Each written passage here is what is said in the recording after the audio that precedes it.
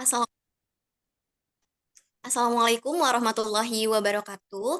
Di sini kami dari kelompok 5 akan mempresentasikan hasil kelompok kami, yaitu hasil laporan kegiatan wawancara yang mana dilaksanakan di Masjid Al-Muhajirin dengan anggota yaitu ada Devita Nur Jasmin, Amanda Putri Prasetya, Cynthia Amanda, Alia Aniansyah, Ramaliana Nur Makfiroh, dan Divineita.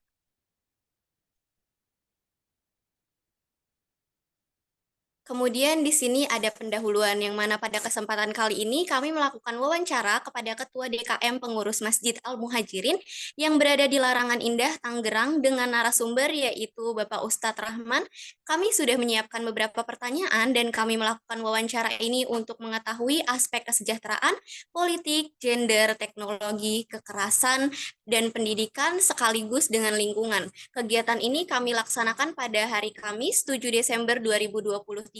Kami sudah menyiapkan beberapa pertanyaan yang akan ditanyakan kepada narasumber kami dan dari hasil wawancara sebelumnya didapatkanlah jawaban dari beberapa pertanyaan sebagai berikut.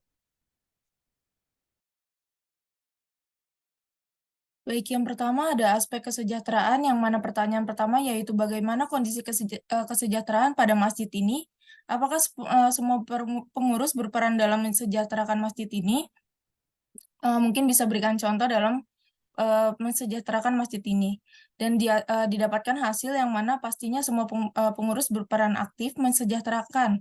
Karena di dalam prakteknya kami sebagai pengurus sudah mempunyai schedule masing-masing terkait program masjid, lalu prasarana agar tetap terjaga bersih dan indah. Lalu kita memiliki pertanyaan kedua yang mana apa program yang telah dilakukan untuk membantu masyarakat yang kurang mampu.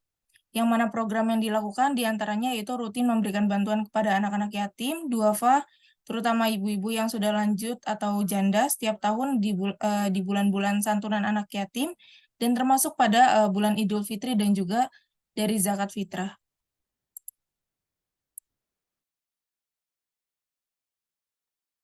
Selanjutnya, politik. Pertanyaan pertama yaitu bagaimana pandangan Bapak terkait keterlibatan politik dalam konteks kehidupan beragama? Jawabannya, kami tidak melarang atau saling mempengaruhi dan sebaiknya kami para pengurus menghimbau untuk tidak membawa atribut dan juga berkampanye kepada salah satu pihak. Di masjid ini tidak dipraktekkan ada hal tersebut agar umat kita tidak terpecah belah karena tujuan masjid ini untuk beribadah bukan untuk mengkampanye politik dan dari dulu sudah seperti ini apapun partainya tidak ada perseteruan termasuk juga pada hal-hal ceramah tidak mengangkat masalah politik mendukung partai tertentu. Itu tidak boleh. Berpolitik, iya, tetapi tidak untuk di masjid. Oke, baik. Selanjutnya yaitu ada teknologi. Yang pertama adalah bagaimana teknologi dapat digunakan di lingkungan masjid untuk meningkatkan pengalaman beragama jamaah. Teknologi sudah dipakai dalam Masjid Muhajirin ini yaitu media sosial dalam satu acara atau kegiatan menggunakan media sosial untuk mempromosikan kegiatan seperti Maulid Nabi. Dalam masjid sendiri sudah menggunakan CCTV sebagai alat untuk menjaga keamanan masjid.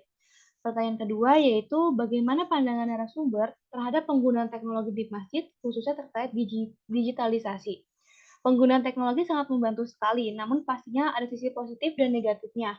Yang mana sisi positifnya dapat mempermudah pengurus untuk berinteraksi, membantu mencari pengetahuan, dan pastinya masih banyak lagi. Namun, sisi negatifnya banyak sekali informasi yang tidak sesuai fakta atau hoax yang bertebaran di mana-mana. Jadi kita bisa mengikuti digitalisasi, namun perlu pintar untuk memilih juga. Selanjutnya ada gender. Bagaimana jika gender ini kita lihat dari konteks agama? Apakah kesetaraan gender memang perlu dilakukan di semua elemen kehidupan atau hanya di beberapa kehidupan saja? Jawabannya, sebenarnya dalam prakteknya, ketentuan hukum Islam adanya perbedaan. Tetapi di sini kami tidak betul-betul menjadikan fokus contohnya memberikan kesempatan hanya kepada perempuan. Jadi semuanya diberikan kesempatan. Lalu pertanyaan kedua, dalam pengaruh masjid ini, apa baik laki-laki maupun perempuan saling berpartisipasi dalam setiap kegiatan atau yang aktif hanya laki-laki saja? Jawabannya, dalam kepengurusan di masjid ini, baik laki-laki ataupun perempuan diberi kesempatan yang sama untuk untuk dapat berpartisipasi dalam kegiatan-kegiatan yang memang dilaksanakan oleh masjid. Seperti contohnya pengajian ibu-ibu masjid yang rutin dilakukan di masjid ini.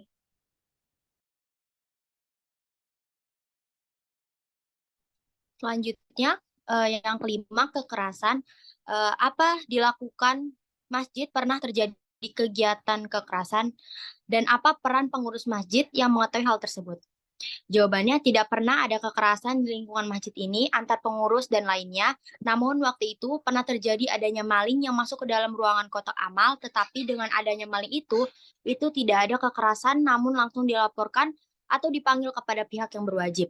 Pertanyaan yang kedua, bagaimana masjid mengelola keamanan dan mencegah potensi ancaman kekerasan terhadap tempat ibadah? Jawabannya, tidak rawan adanya kegaduhan di area masjid, tetapi ada satpam yang 24 jam menjaganya. Juga satpam tidak ikut sholat bareng karena untuk mengawasi. Selanjutnya, pendidikan.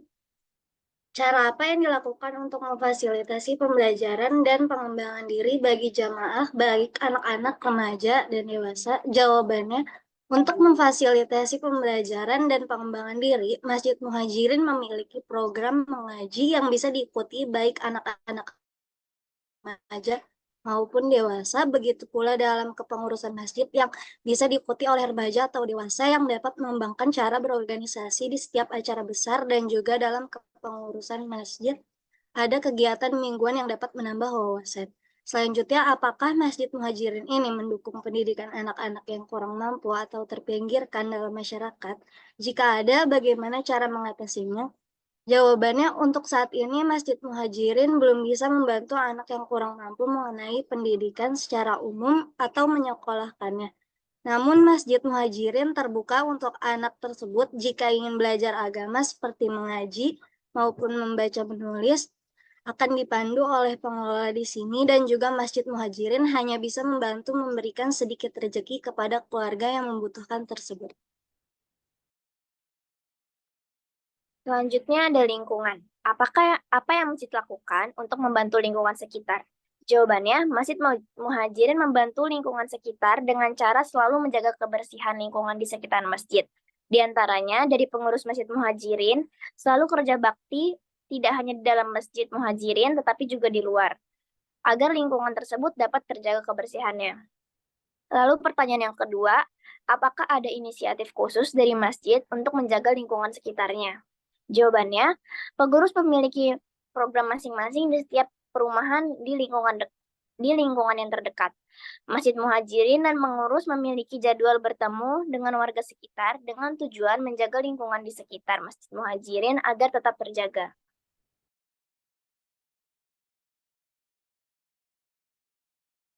Baik, untuk kesimpulan dari hasil laporan wawancara kali ini, yaitu kita dapat lihat bahwa setiap aspek merupakan peran penting yang harus diperhatikan oleh masjid tersebut. Lingkungan masjid merupakan ruang yang memiliki keberagaman aspek penting yang mendukung kehidupan spiritual dan juga sosial, karena setiap aspek berperan dalam nilai lingkungan masjid tersebut.